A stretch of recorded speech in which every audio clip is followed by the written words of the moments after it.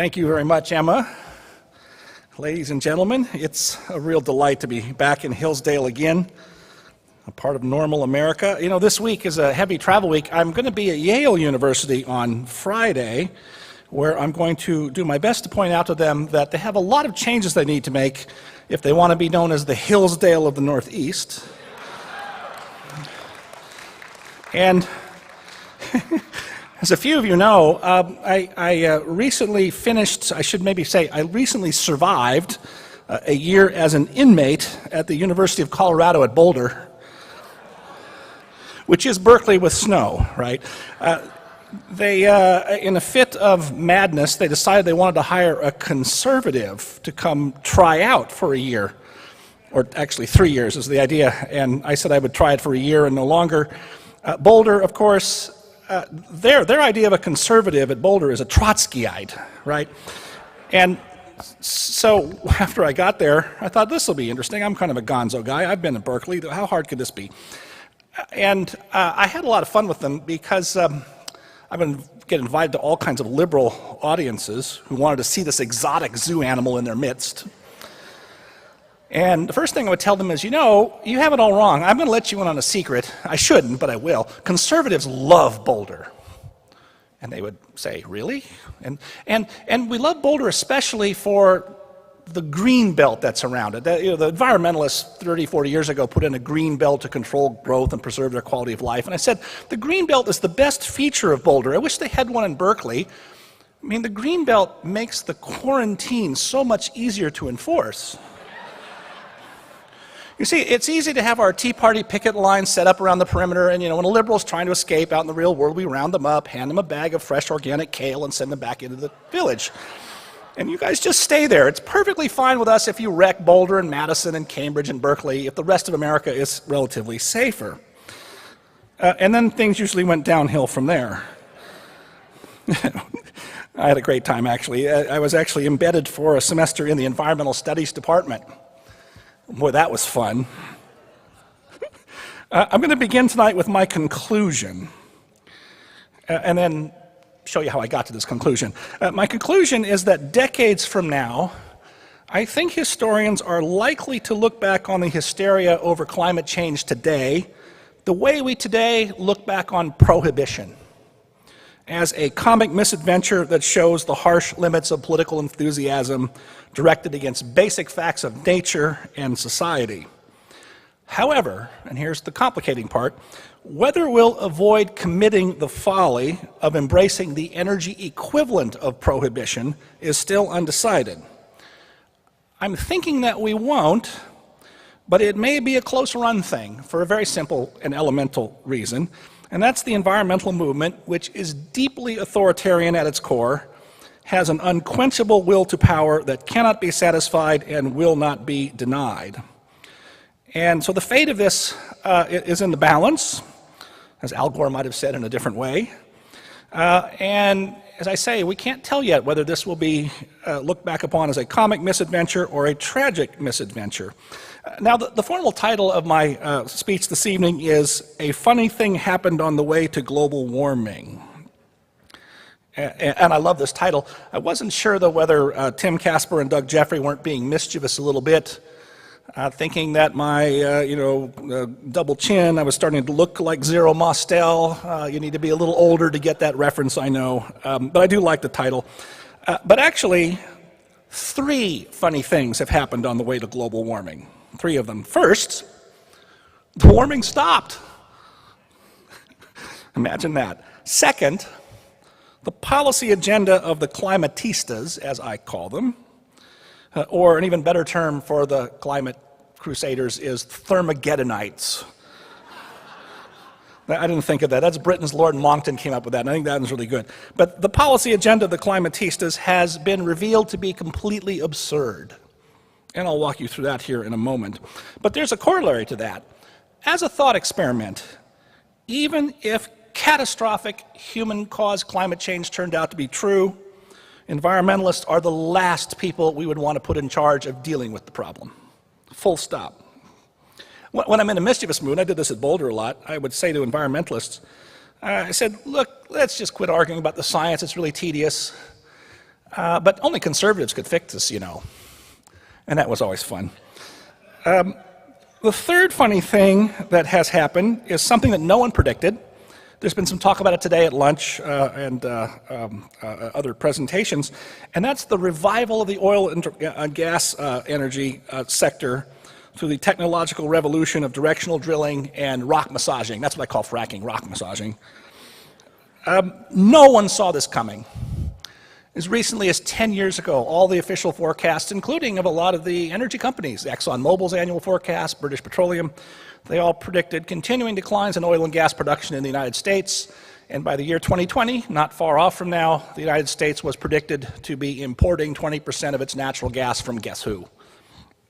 And now that has all changed. And the important thing is this. If the political, this all happened very quietly out in the private sector, as was explained at lunch today. And if our political class in Washington and the media had known this was going on, they surely would have done something to stop it. And that's what they're trying to do now, of course, but there's too late. There's too much momentum. Aren't markets and innovation wonderful? So let's take these in order. First, about the warming stopping.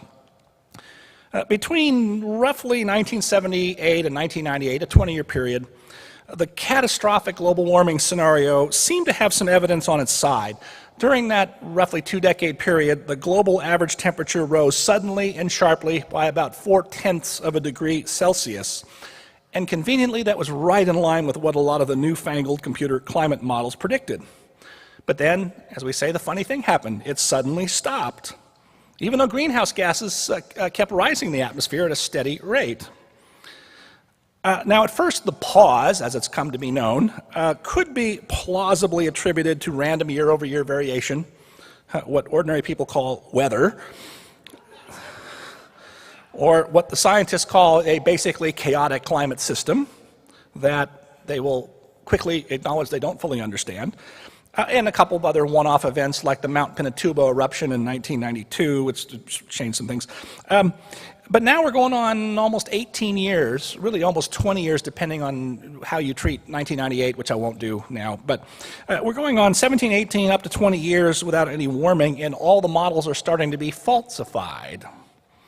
The actual temperature record is now falling below 95% of the climate model temperature forecast. In other words, 95% of the projections are proved to be wrong, because there isn't just one, by the way. If you get into this misery, there are several dozen different computer climate models generating a different temperature forecast. And the record of the last 2 decades is now falling below the lowest forecasts for the future, with all but about 1 or 2 of the models are basically still in the hunt. If this goes on for another 5 to 10 years, 100% of the models will be shown to be wrong. Because the basic theory says we should be continuing to increase about 0.2 of a degree per decade as long as greenhouse gases are going up at the rate they are, and it's not happening. It is becoming the biggest embarrassment for the scientific consensus since Piltdown Man. You know, somebody today asked Ken Green about, or made reference to the email scandals of the East Anglia Climate Unit in 2009. There's one of those emails from climatologist Kevin Trenberth. He's one of the deep dish climate alarmists at Boulder. And he said in one of those emails, and I'll quote him here, he said it was a travesty that climate scientists could not explain the pause. That's 5 years ago now, and we're still pausing. They've been scrambling ever since to offer a whole series of explanations. And the Intergovernmental Panel on Climate Change, the UN's IPCC, as Ken mentioned today, they're doing their best to paper this all over and twist and shout and do everything they can to try and cover up the fact that their scheme is failing. I think maybe my favorite moment in the media, there's only a couple people in the media who cover this honestly. One of them I should give a fair credit to is Andy Revkin at the New York Times, who's pretty environmentalist in sympathies, but pretty much plays this issue straight. Good for him. The other is The Economist magazine, which is otherwise very much within the so-called consensus. And they wrote back in March, quote, "If climate scientists were credit rating agencies, climate sensitivity would be on negative watch." Good for The Economist. Now, I'm a glutton for punishment. So this is why Ken and I are friends, I guess. I read through a lot of the latest IPCC report on climate science. It came out about a year ago. The science report is, 1,300 pages long or something. In particular, if you're a glutton, I recommend reading Chapter 9. It is called Evaluation of Climate Models. It's 218 pages long, 218 pages of very small print. And Ken said you can't quote it. Actually, you can't even read it. It's not quite true. It takes a long time to figure out what's going on. These days, if the complaint made to people like me and Ken is if we say the word uncertain or uncertainty, it's bad faith. That chapter on computer climate models from the UN, it has the word uncertain or uncertainty 173 times in 218 pages. And it uses the term error or errors 192 times. And I'll describe a couple of these errors and uncertainties for you. What they try to persuade you is if we keep twisting the knobs on these computer models long enough, we can get it to match up with what's happened. Except you keep going and realize they can't even do that. And they admit these things very grudgingly and talk about how certain areas of essential knowledge of how the climate system works continue to really elude our grasp. In particular, clouds and water vapor. That's really important to the story. So let me quote one quotable part, which goes like this. This is a quote now, there remain significant errors on the model simulation of clouds. Next sentence. It is very likely that these errors contribute significantly to the uncertainties in estimates of cloud feedbacks and consequently in the climate change projections. And if you really read it carefully in 10 times, you realize that they admit that it's possible that clouds could cancel out most of the forcing effect of greenhouse gases. This is what people like Richard Lindzen have been saying for a long time. Now, I'm not just a glutton for reading these reports when they come out. I went to the trouble of finding some of the drafts leading up to it. You could get people to leak these things to you. And one of the last drafts before the final report came out had this sentence in it, in that same Chapter 9, which I thought was quite curious. Here's the quote. The ability of a climate model to make future climate projections cannot be directly evaluated. Let that sink in for a minute. We can't even evaluate our models. That sentence was dropped from the final report. I'm sure someone said, hey, wait a minute, we can't say that.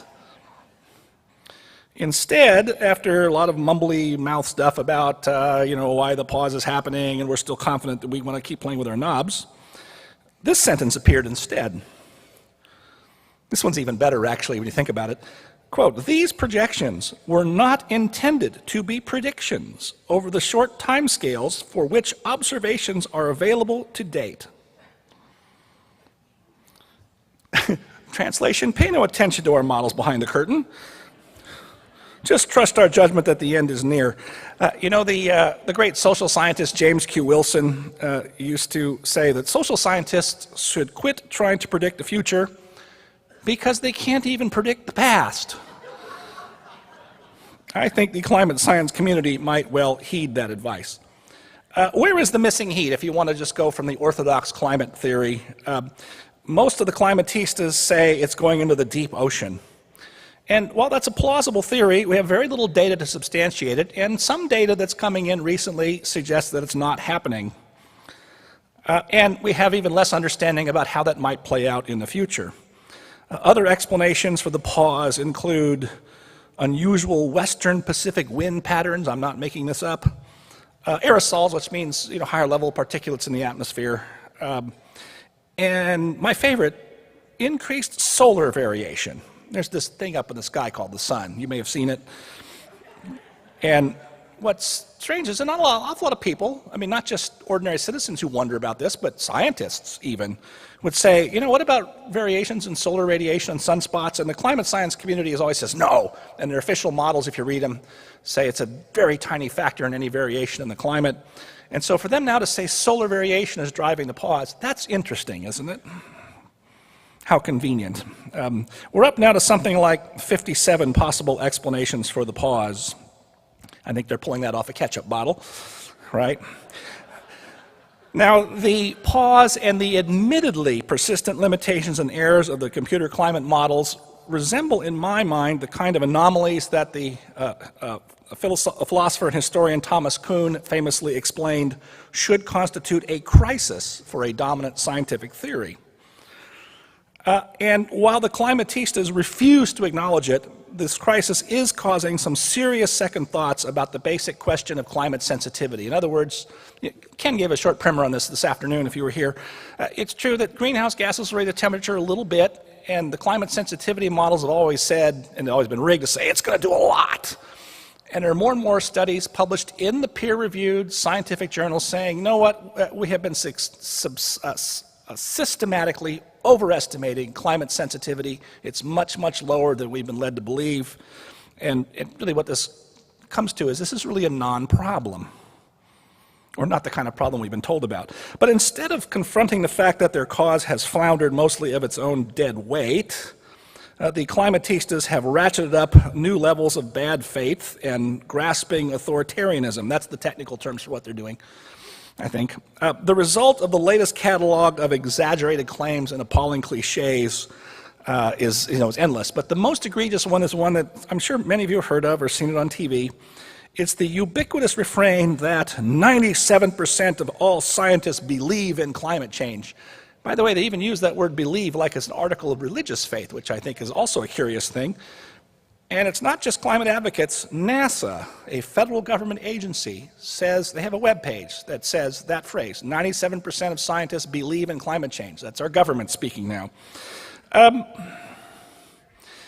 of course, the political suggestion behind this is if 97% of scientists believe in climate change, then therefore they must all agree with the environmentalist agenda to suppress energy.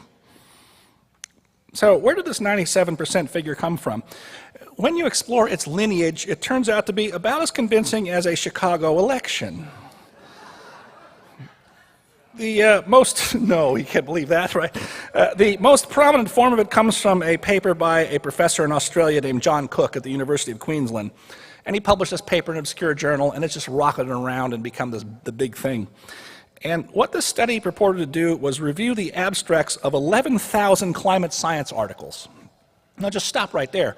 Important they say abstracts. No one's going to read 11,000 climate articles. Even a whole team of graduate students is not going to read through 11,000 science articles. So they read the abstracts. Fair enough. The abstract is always that one paragraph summary at the head of any academic journal article. Well, here's the abstract to the Cook paper, which no one in the media seems to have the wit to read for themselves. First sentence. We find that 66.4% of abstracts expressed no position on anthropogenic global warming, comma. Let's stop right there. Two-thirds, 66%, two-thirds of the papers express no opinion on human-caused global warming. Let's keep going. 32.6% endorsed anthropogenic global warming. 0.7% rejected it, and 0.3% were uncertain. Okay. So that means a third of those papers had an opinion on human-caused global warming. So the next sentence says this. Among abstracts expressing a position on human-caused global warming, 97.1% endorsed the consensus positions that humans are causing the warming. Somehow this has become 97% of all scientists when it's 97% of a third of scientists.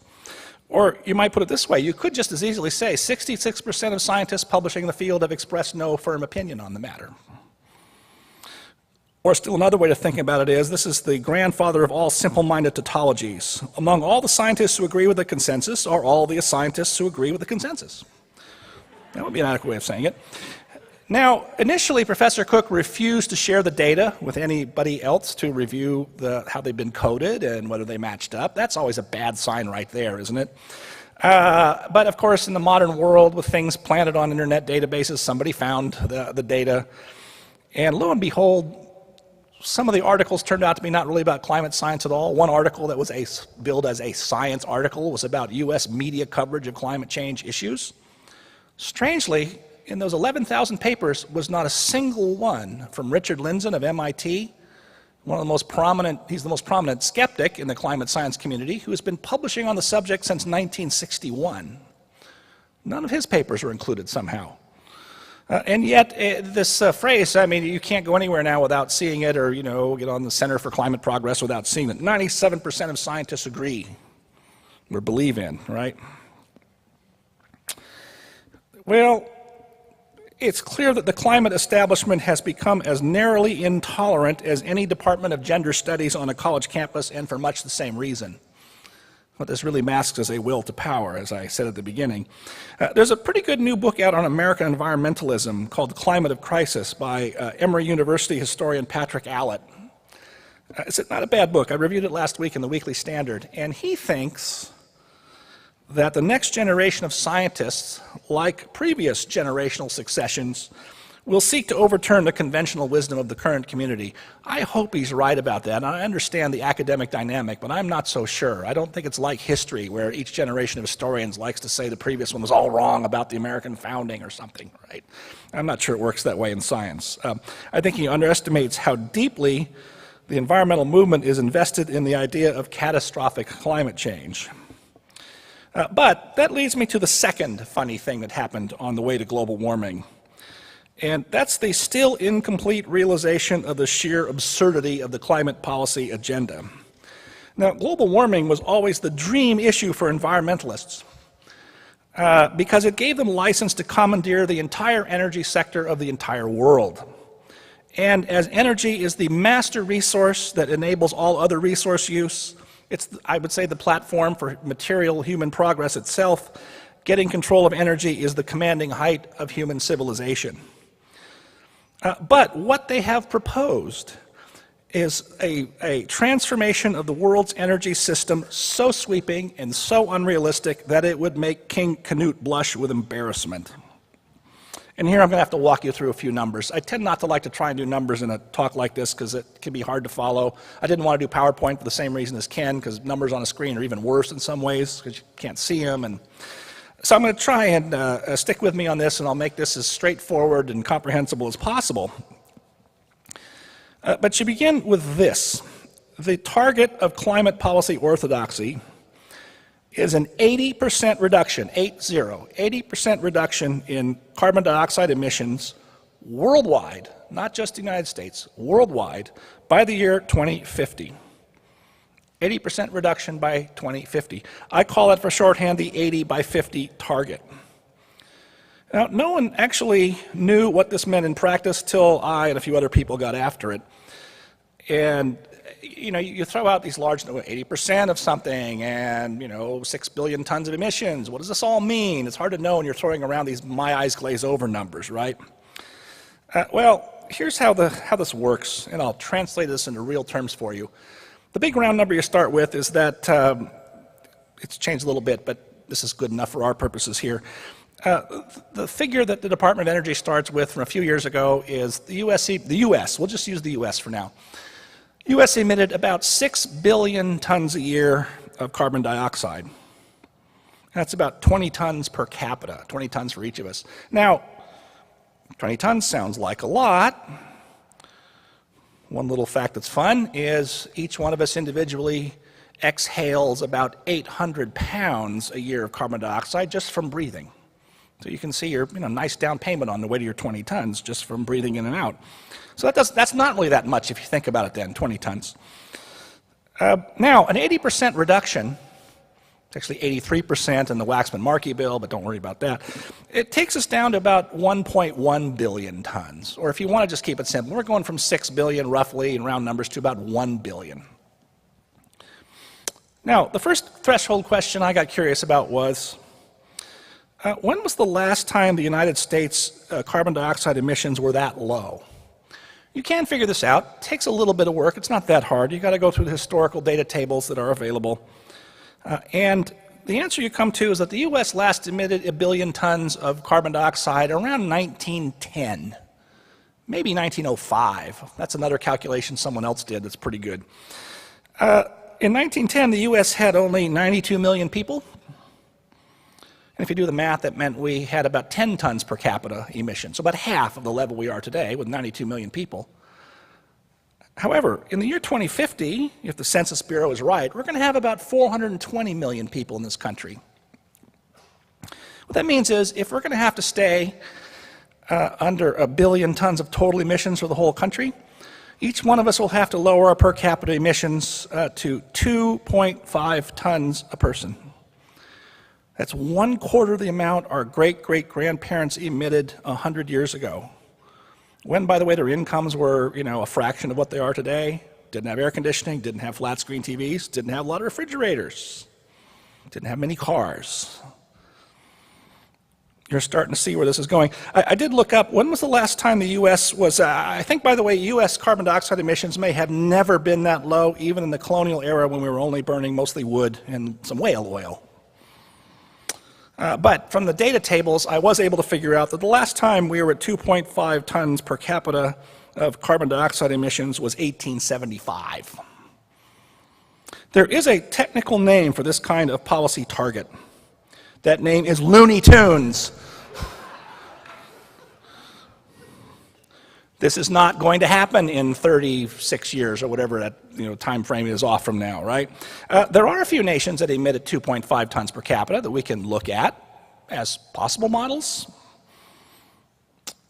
Belize, Mauritius, Haiti, Somalia, you get the picture. Desperately poor countries emit at that level because they're poor. By the way, this is also something that any sensible person understands. Really poor countries, what are their environmental records like overall? They're really, really bad. Their water's terrible. They cut down all their trees. They overgraze their land. They pollute their water terribly. You don't want to be that kind of country. That's not how you solve environmental problems. You need to get rich to solve environmental problems. What about those enlightened Europeans? Well, the best countries in the world that are industrialized and wealthy are France and Switzerland. They both get about 90% of their electricity from nuclear power and hydropower, which have no greenhouse gas emissions. And they're compact countries, right? People don't drive a long way in France or Switzerland. They don't have to ship, Paris to Lyon, that's a short drive. Don't ship goods very far in that country, agricultural goods or any other. Here we ship stuff from Chicago to Los Angeles, right? We ship things a long way. We're not the same. But even there, those two countries with all their super green policies, their per capita emissions are 6.5 tons per capita. 2.5 times the target we're told we have to meet by the environmentalists. I could go on with this, and I might go just a little bit more to give you a little bit more grasp of this. I'm still on sort of large numbers, right, per capita and all the rest of that. Give you one more example of how crazy this is. So remember, our target's about 1 billion tons. Now, when the Department of Energy does these assessments and gives us our emissions inventory, they break the U.S. economy into 4 basic sectors. Residential, our houses and apartments and condos and whatnot. Commercial, office buildings. Industrial, our factories. And transportation, how we all move around and move our things. Those 4 sectors. So remember, 1 billion tons for the whole country in 2050, all 4 sectors. Right now, the household sector, just living at home, making our coffee, we emit 1.2 billion tons of CO2 just from our houses. That's 20% higher than the target for the whole country for everything 36 years from now when we're going to have a whole lot more people. Now, if we have the same pie in 2050 as today, and it could change, but it's worth using the same pie or same share, it means the household sector in the year 2050 would have to emit no more than about 205 million tons instead of the 1.2 billion we emit today. So, I decided to break that down even further and figure out some interesting things. How many of you here who have houses, some of your students I know, how many of you have natural gas in your houses for your furnaces? Yeah, a bunch of you, right? And that's the state of the art for new houses. It's much more efficient than electric heating. Remember I said 205 million tons for the household sector in 2050 for everything? Today, CO2 emissions just from natural gas use in our houses before you flip a single light switch, 237 million tons. So our natural gas use today is already higher than what it's supposed to be in 2050 for the whole household sector for all uses. I mean, the Department of Energy projections, they're all saying, well, this is a joke, right? Household use of energy overall is going to be much higher by 2030. That's as far out as their projections go right now, is 2030. We're supposed to be building something like 40 million residential households in the U.S. I can go on with this. I have sort of gone down and drilled down even further to point out that if you try and do this through conservation, that's what some of my friends at the National Resources Defense Council say, let's just do conservation. And we're really going to weatherize the entire housing stock? Well, it turns out you can't do that. If you run through the numbers, what you find is you don't even have enough electricity to run your hot water heater. Forget flat screen TVs or refrigerators. Same thing's true of transportation. I'll just give you one last thing here and then I'll stop with numbers. Right now, our cars and trucks consume about 180 billion gallons of motor fuel a year. Now, again, if the transportation sector is going to stay within our total emissions budget, we'd have to shrink that down at best to about 30 billion gallons. Well, the last time we consumed 30 billion gallons for our cars and trucks and transportation was 1930. If every single person in the country drove a Toyota Prius in 2050, we'd still overshoot the transportation sector emissions target by 40 to 50%. And I've left out airplanes, by the way. Airplanes are actually small of our total, but it's like 5% of our total fuel consumption is airplanes. No one's yet figured out how you're going to electrify an airplane. We may electrify cars someday, better than we're doing now. Teslas are kind of fun, but they're not very practical, nor are they affordable for an ordinary human being. So the clear implication of this target is that we have to replace the entire fossil fuel energy infrastructure over the next 3 decades. That's what they're telling us to do, and not just the United States, but for the whole world. Even if it could be done at all, and I think it can't, it would be a multi-trillion-dollar proposition. Let me share with you an interesting couple of sentences from the International Energy Agency. They're folks based in Paris. They do really good international energy analysis. They publish a world forecast every year that's really good. And they were discussing this problem. And they said this. They make reference here, by the way, to the 450 parts per million target. That's part of climate. I won't bother to explain that now, but I don't think you need to know it to understand what the sentence means. Here's the quote from the IEA in 2008. In other words, the OECD countries, that's the industrialized countries of the world, the OECD countries alone cannot put the world onto the path to 450 parts per million, even if they were to reduce their emissions to 0. Pause there. What they've just said in that sentence is the United States, Europe, Japan could disappear off the face of the earth, and the world would still not come close to the target of climate orthodoxy. Why? Well, because China and India are growing, and Brazil, and Africa would like to develop. So would the rest of Asia. And by the way, they're doing that mostly with coal. May come back to the point in a moment. Let me continue with what the IEA said. Even leaving aside any debate about the political feasibility of the 450 policy scenario, it is uncertain whether the scale of the transformation envisaged is even technically achievable, as the scenario assumes broad deployment of technologies that have not yet been proven. The technology shift, if achievable, would certainly be unprecedented in scale and speed of deployment. This is remarkably direct language for one of these international bureaucracies. And when this came out, guess what happened? All hell broke loose from the climate community. They denounced the IEA, and essentially they forced them to retract this statement. Their next year they said, oh, we can do it.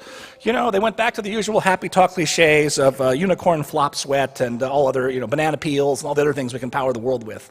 They got hammered for that bit of honesty, because that's what the climate campaign is like. One of the things that's important to understand is that energy transitions are very long. That was true with past energy transitions from wood to coal, from coal to oil, and now we're making a transition in this country and others to natural gas. Transitions are long for the same reason that the turnover in our housing stock tends to be long. Our energy systems represent large, long-term fixed capital investments, and you don't generally replace large infrastructure before its useful life is over.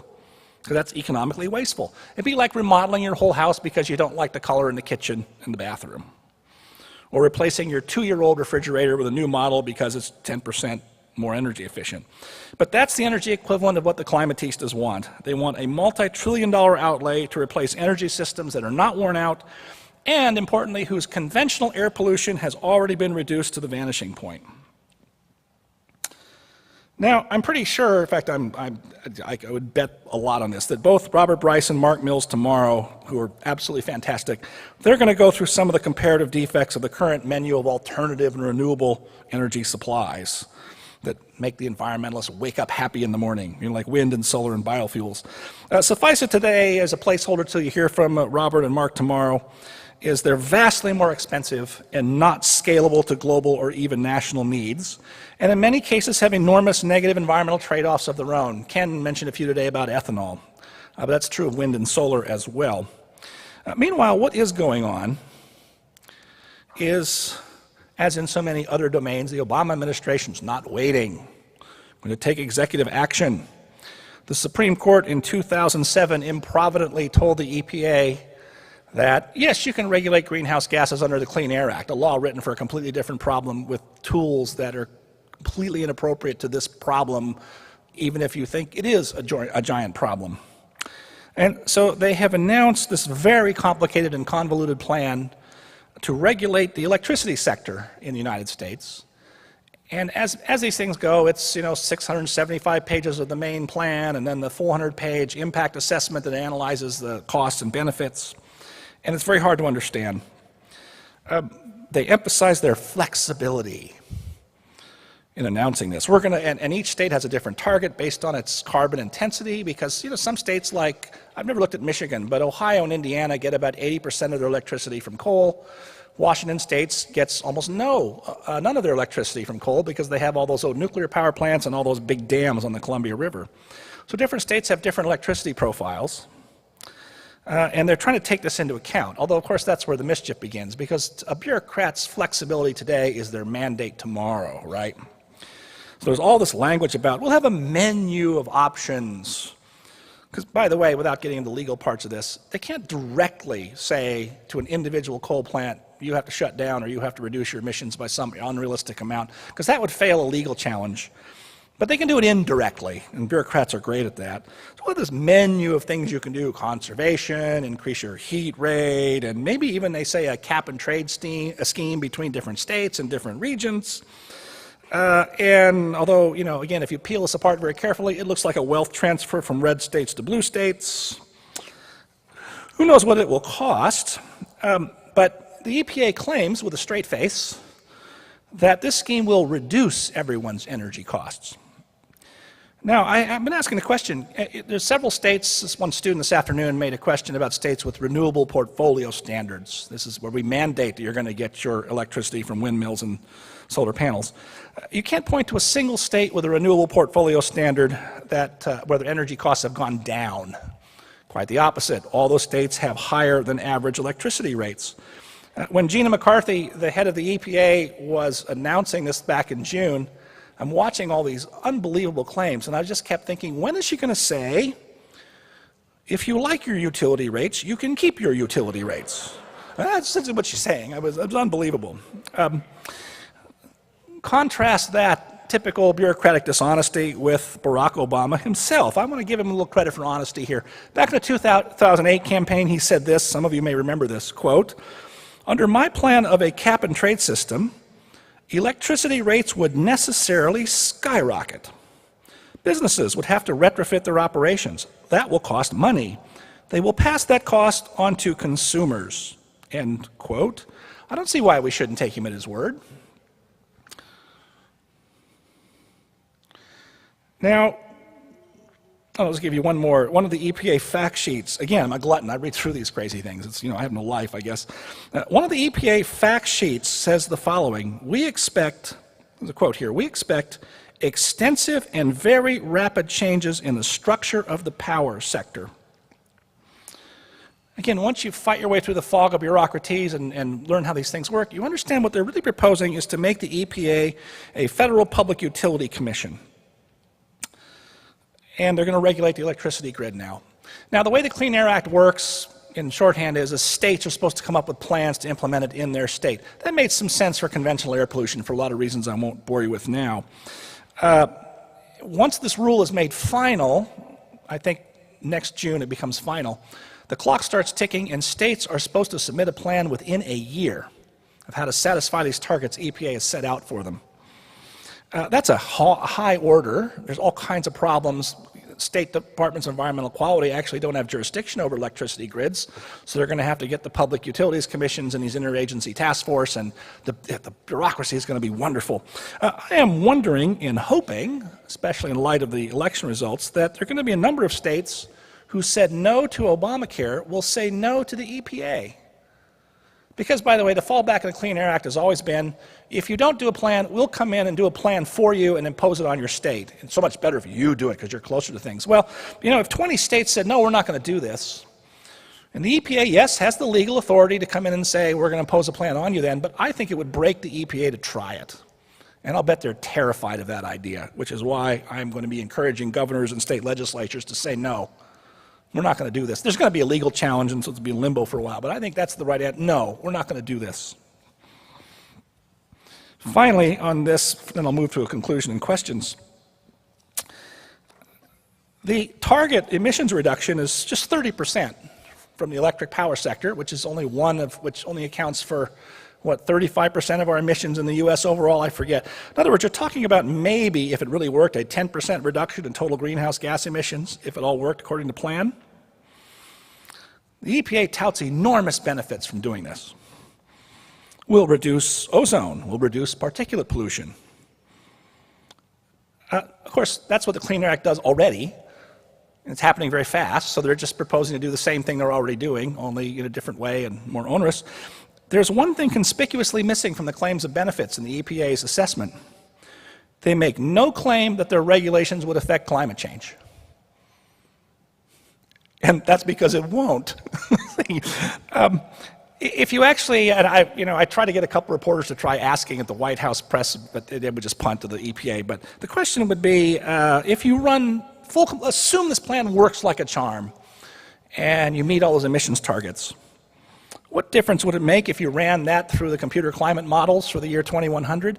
The best guess is it would change the temperature by 2/100ths of 1 degree, which is actually, inside the margin of error. In other words, makes no difference, right? So why are we doing this? Well, oh, by the way, and even Al Gore, someone asked if Al Gore, someone said, you're going to mention Al Gore? And I said, I wasn't sure I would, but he described the EPA proposal quite revealingly as symbolic. Al Gore, in a rare moment of honesty. The environmental movement is delighted about this after saying they didn't want to do it this way because they love bureaucracy. And I think what they're hoping is once you cement in place the EPA's authority, a 30% reduction can be ratcheted up to a 50% reduction and then a 75% reduction and then maybe 100% at some point, all on the authority of the EPA alone, bypassing Congress.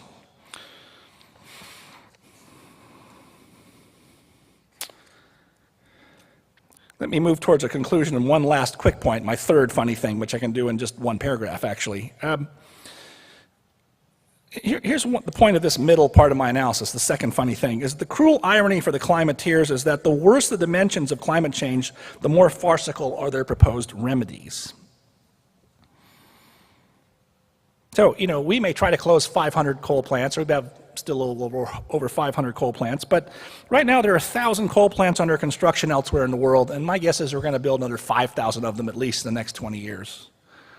Because, as the Chinese put it to Al Gore in 1998 in Kyoto, we don't understand you Americans. You expect us to be poor forever?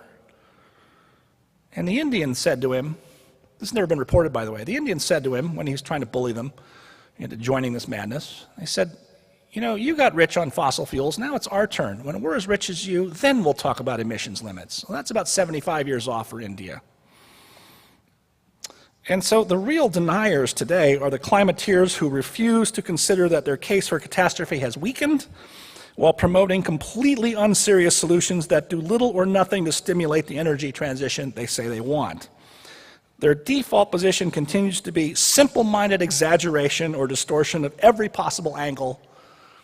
What somebody say today, it's warm today, it's global warming. Next week, it's going to be really cold here, that'll be climate change, right? So that's the distortions. And the opinion polls show that the public has a case of what I call apocalypse fatigue. And so they've rankly politicized this issue and demonized any self-criticism, even within its ranks. You know, there's this one lady, Judith Curry at Georgia Tech, who's always been in the conventional climate science community. Till 5 or 6 years ago, she started saying, you know, I think maybe we have some things wrong here, and we should rethink some things. And by the way, we ought to talk to some of the climate skeptics instead of screaming at them. Well, guess what's happened to her?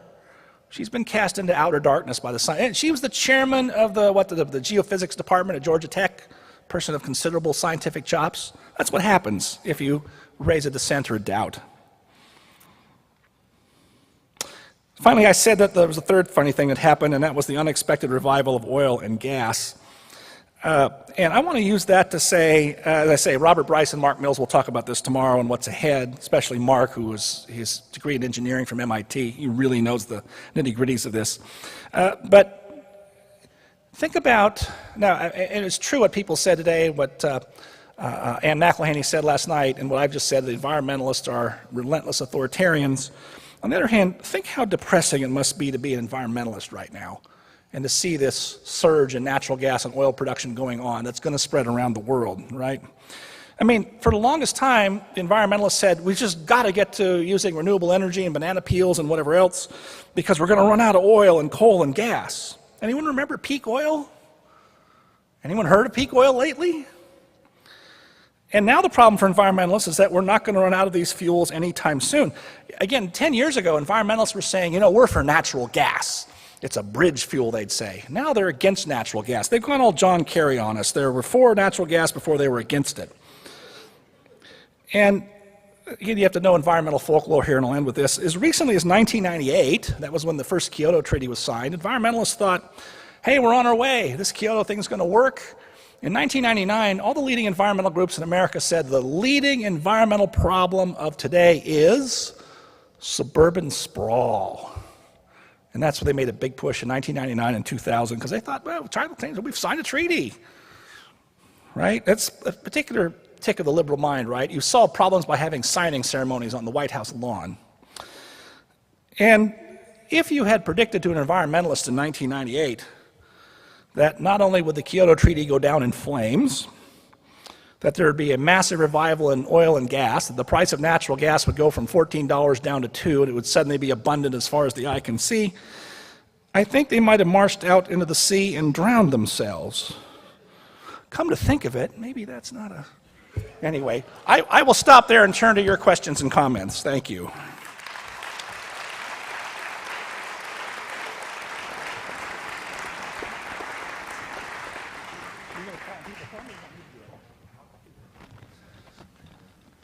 I can't see very far anymore, so good if you I'll point them out. Thank you, Dr. Hayward. We have a couple of microphones here. Please raise your hands and stand up when the microphone gets to you. And also, they will hold the microphone for you. Thank you. So just like a classroom, students never want to ask the first question after a lecture. There's a brave fellow. Go, sir. Yeah, I have two questions. Do you know where 2014 is targeted to be in terms of the hottest years on record? Is it going to be in the top 10 or the top 20, top 50? Yeah, it's somewhere in the top 10 or 20, yeah. Yeah. It's headed to be number 1. There's dispute about that. Well, we just have to wait another 6 or 7 weeks. We'll know Right. the answer. But have you looked at the hottest months of the year? Have you looked at May and April and June and July? They've been the hottest months on the planet this year. Have you followed that? Yes, if you look at the satellite data, it's not looking that way. That's based on the ground temperature data, and that's a big, furious controversy, Right. as I'm sure you must know. I understand the data pretty well. And by the way, Can you so summarize- what, by the way? I mean, so you want to have a debate So here, it's the fine. hottest, it'll be the hottest year on record. Well, we've been up at a plateau. I expect all these years to be among the hottest of the last century. Uh-huh. Why is that news? Well, can you tell me what evidence you have that there's been a pause in the warming? Can you tell me that evidence? I'll give Very you- briefly, just a little bit. 3 words: satellite temperature record.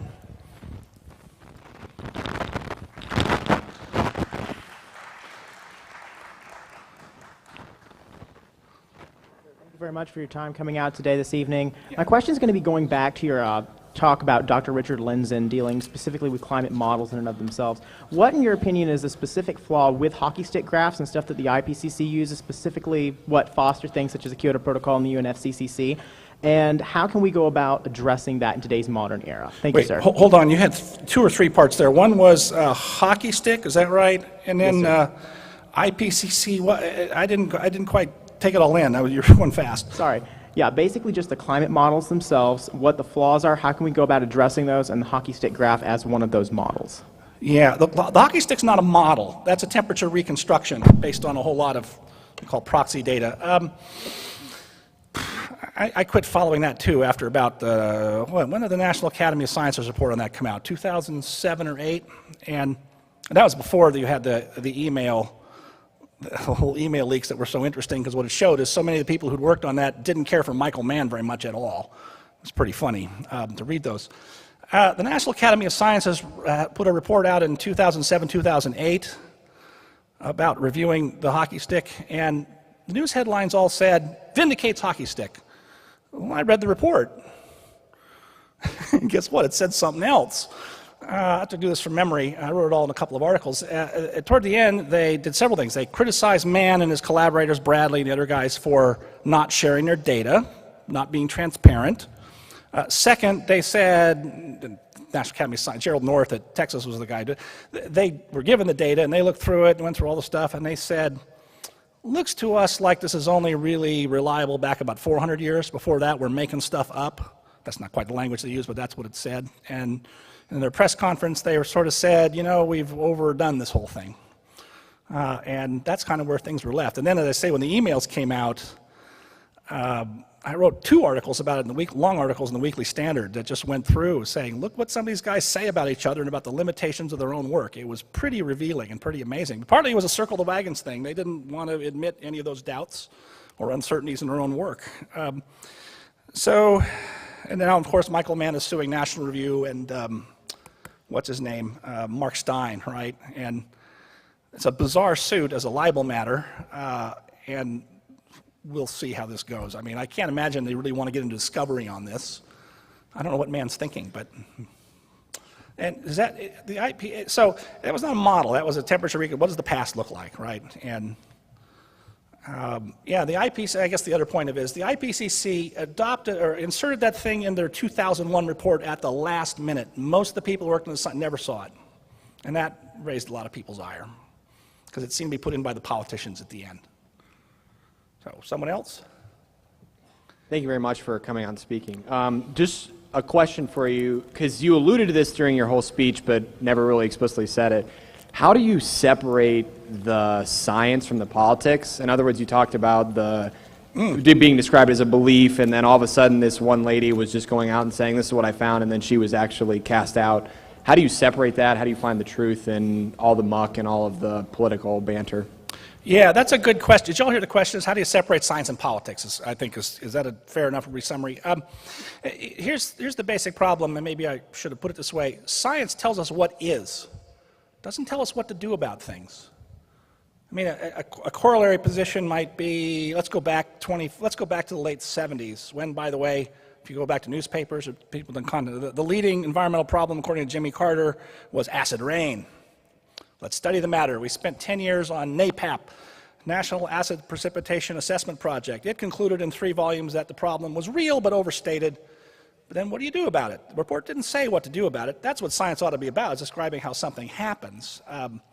Now, what happens here, and the people who thumped the 97% business like to say the scientists all agree that we're doomed and therefore we have to have the Kyoto Protocol. Most scientists are not very good at public policy analysis. And a lot of them will admit that, by the way, and a lot of them, there are a lot of them out there. What happens is the noisiest of them, people like Jim Hansen at NASA, who I've debated twice and have come to the conclusion as a manic depressive. I think they, I don't know. You've always had some scientists who wanted in on the action. That's not true of climate. It's been true of a lot of things, but that's always a problem in science and policy. And Yeah, we don't do a very good job of thinking about all that. So, someone else? There's somebody there with one I can see. Points that I find quite interesting. If you listen to TV and they give you, oh, we hit a new record today. The last record was 1935 or some such time.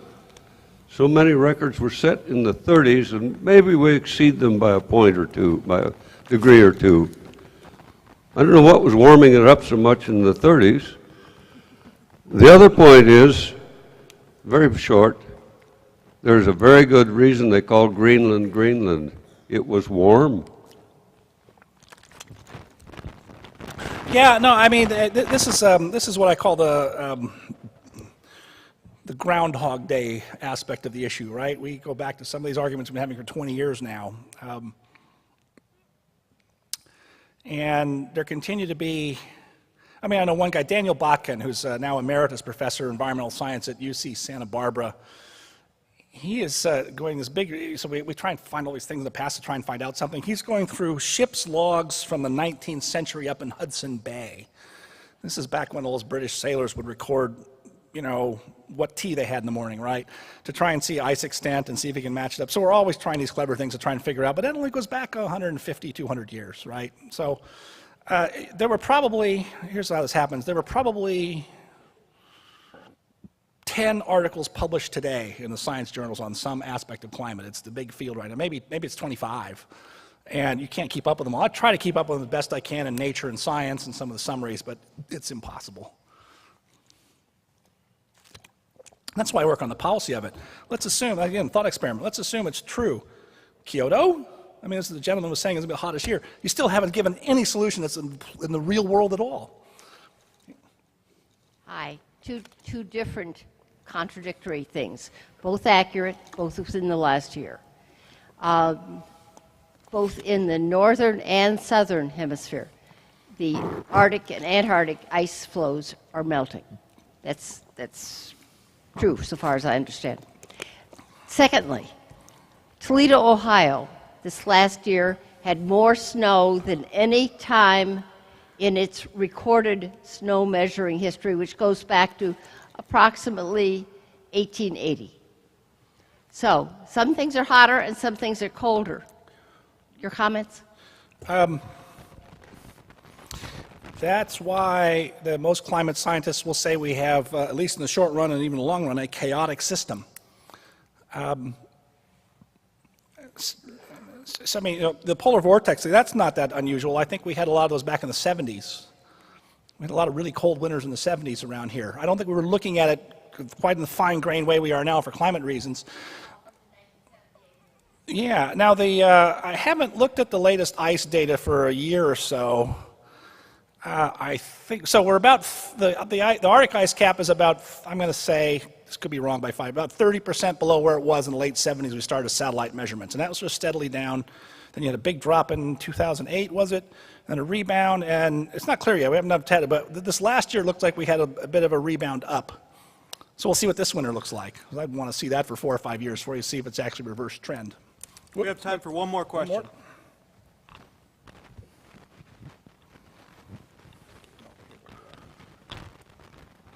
Okay. Question I want to ask, kind of following a couple points, is, you know, most climatologists in the mainstream tend to blame carbon dioxide and other greenhouse gas emissions for causing temperature aberrations. What is kind of happening with science's accepting of the notion that perhaps something else is to blame? I know a Harvard researcher, I believe Willie Soon, went up to the Arctic, developed some charts, and he came up with a theory, and several others have come up with a theory that total solar irradiation was to blame. The which, sorry?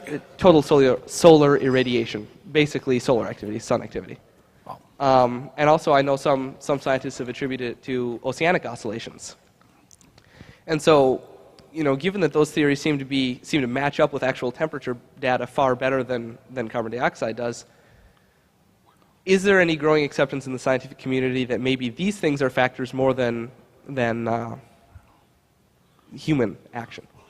Well, the short answer is I don't know because I mean, I've used the shorthand of the scientific community, but there's a lot of variation in the scientific community. There's a lot of popularity with, the ocean oscillations that's a well-known phenomenon.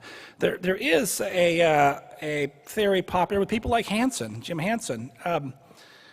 It sounds a little odd, but black carbon, that the shrinkage of the Arctic ice cap owes more to changes in albedo. What that means is the snow's actually darker. It doesn't look darker to us.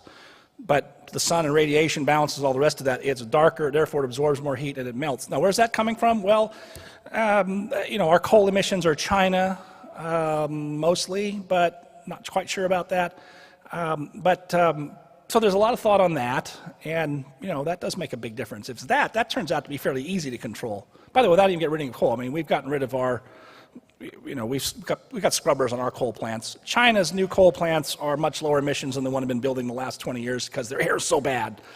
And so if that's true, it might be a declining problem.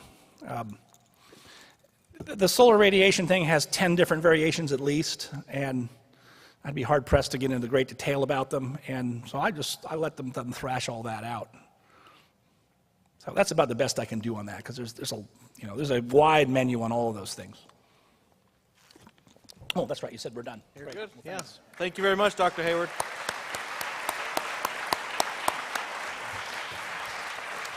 The hospitality. Oh, you're okay. The hospitality will begin here on the mezzanine for our guests. And students, you know what to do, hopefully by now. Thank you. What are students supposed to do? Go away? Go on the left. Oh, okay. And go away. Very good. Yep. I very much